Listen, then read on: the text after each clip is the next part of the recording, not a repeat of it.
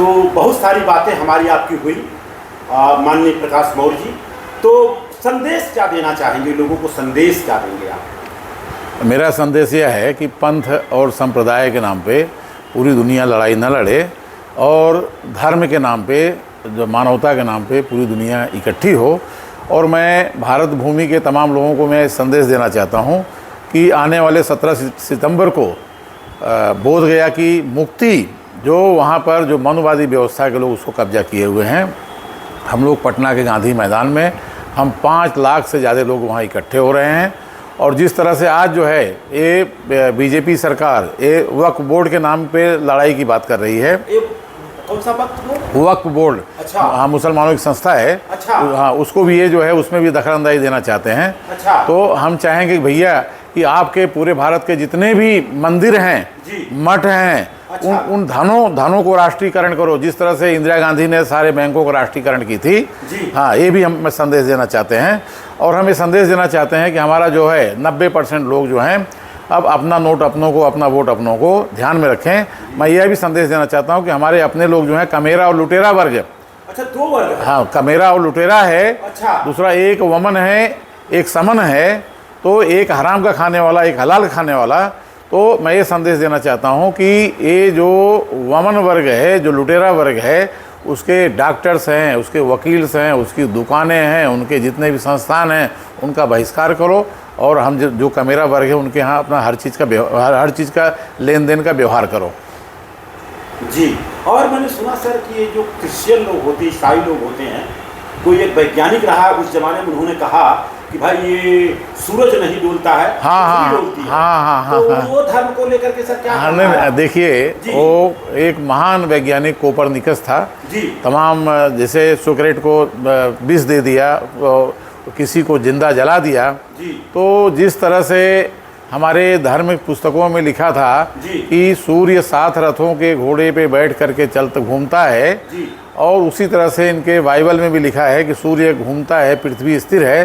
तो कोपरनिकस नाम का महान वैज्ञानिक, उसने पहली बार ये खोजा नहीं सूर्य स्थिर है और पृथ्वी घूमती है।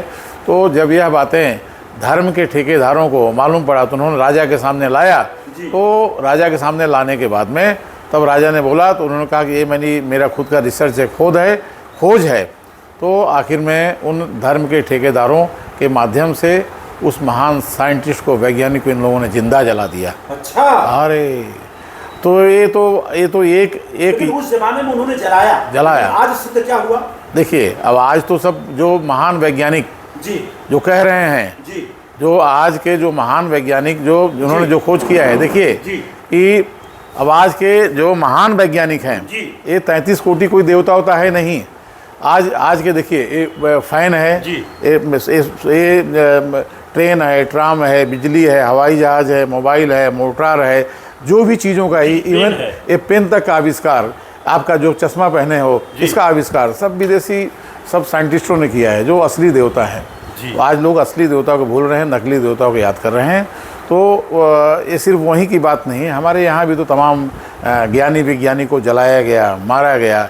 ये देखिए, ये वाल्मीकि रामायण में शंबुक नाम का एक महान ज्ञानी था, उसको उन्होंने उसको मार दिया। इस तरह से कितने लोगों को इन्होंने हत्याएं की। भारत में आज भी हत्याएं हो रही है।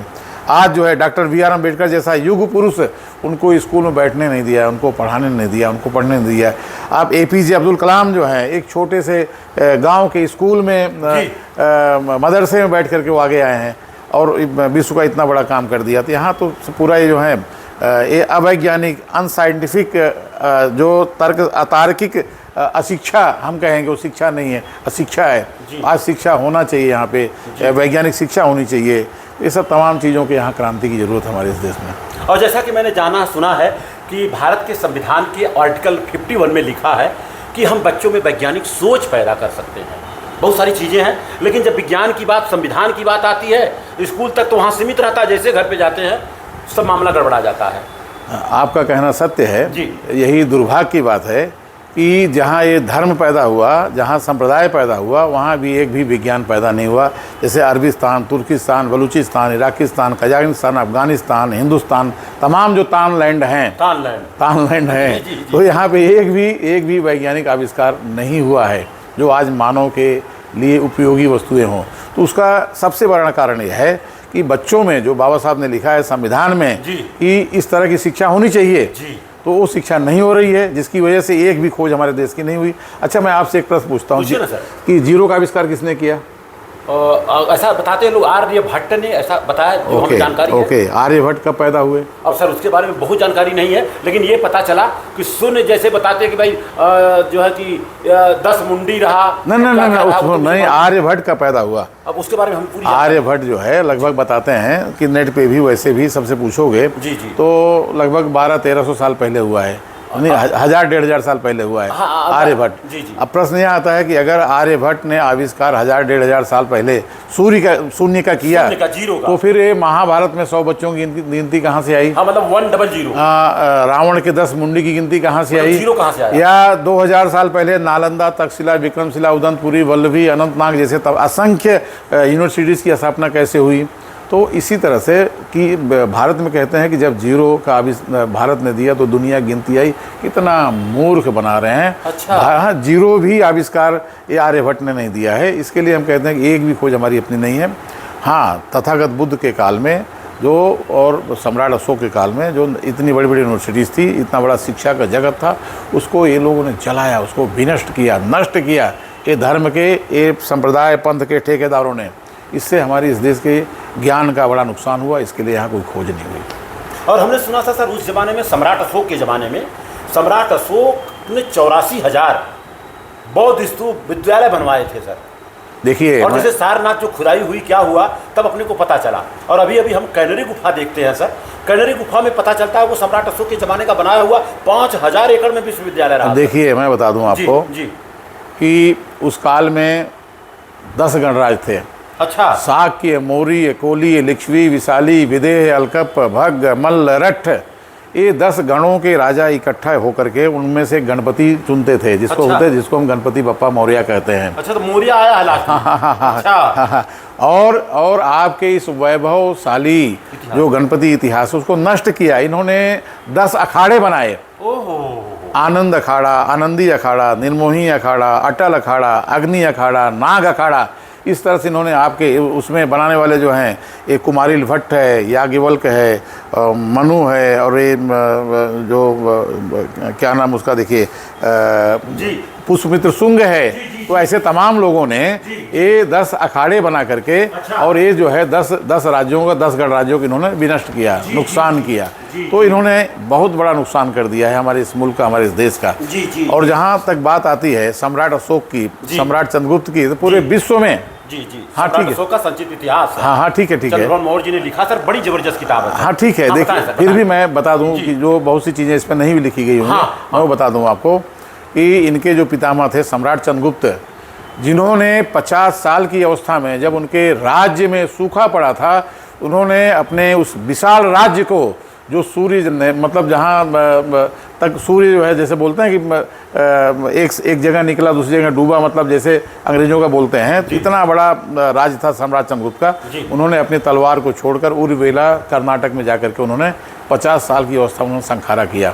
संखारा चंद्रगुप्त मौर्य ने। हाँ। वहाँ पर मैं गया हूँ सर एक बार। हाँ। कौन सा गोला बोलते हैं उसको? हाँ, उसको बेल गोला ऐसे बोलते हैं। हाँ, मैं गया हूँ सर। हाँ, सुनिए। वहाँ पर उन्होंने समाधि ली, ऐसा लोग बताते हैं। हाँ, समाधि नहीं, ऐसा कि जब उनके उस काल में अकाल पड़ा, दुष्काल पड़ा, प्रजा भूखों मरने लगी, तो उस राजा को इतना बड़ा क्षुब्ध हुआ, उसने हथियार छोड़ा, अपने पुत्र बिंदुसार को उन्होंने राजा बना करके वहाँ से पैदल निकल गया, और उन्होंने 1 महीने अन्न जल छोड़ करके उन्होंने अपने आप को संखारा किया। उन्होंने जैन तरफ प्रवर्तन ज़्यादा उनका था। जी। तो बताइए, पूरी दुनिया में 50 साल की अवस्था में तो लोग शादी ब्याह कर देते हैं। 50 साल की अवस्था में इतना बड़ा राजा, इतना बड़ा राज्य को छोड़ करके अपने जीवन को ख़त्म कर दिया।